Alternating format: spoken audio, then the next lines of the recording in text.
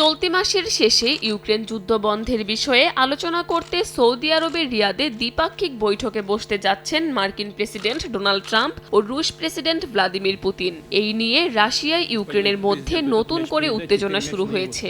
শান্তি চুক্তির আলোচনায় কিয়েভকে বাদ দেয়ায় ক্ষোভ প্রকাশ করেছেন ইউক্রেনের প্রেসিডেন্ট ভলোদিমির জেলেনস্কি। তবে পুতিন বলেন, যুদ্ধ বন্ধের আলোচনা থেকে ইউক্রেন বাদ যাবে না। এদিকে জেলেনস্কির বিরুদ্ধেও পাল্টা ক্ষোভ প্রকাশ করেছেন প্রেসিডেন্ট ট্রাম্প। ৩ বছরেও কোনো চুক্তিতে পৌঁছাতে না পারায় তার সমালোচনা করেন মার্কিন প্রেসিডেন্ট।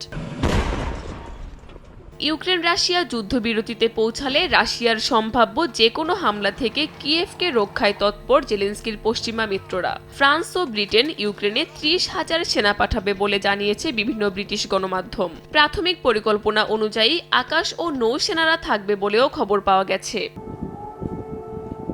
এদিকে যুদ্ধ বন্ধের বিষয়ে চলমান আলাপ আলোচনার মধ্যেও থেমে নেই ইউক্রেন রাশিয়ার পাল্টাপাল্টি আক্রমণ। ইউক্রেনের দোনেৎস্ক, জাপোরিজিয়া, খেরসন ও লুহান্স্ক অঞ্চলে অভিযান অব্যাহত রেখেছে রুশ বাহিনী। এছাড়া বুধবার ইউক্রেনের ওডেসায় রুশ বাহিনীর হামলায় আহত হন বেশ কয়েকজন। হামলায় একটি বিদ্যুৎ কেন্দ্রের অবকাঠামোগত ক্ষয়ক্ষতি হলে বিদ্যুৎ বিচ্ছিন্ন হয়ে পড়ে শত শত বাসিন্দা। পাল্টা হামলা চালিয়েছে ইউক্রেনও। বুধবার রাশিয়ার বেলগোরোদে ইউক্রেনীয় বাহিনী ড্রোন হামলা চালালে হতাহতের ঘটনা ঘটে। কাকুলি আখতার, সময় সংবাদ।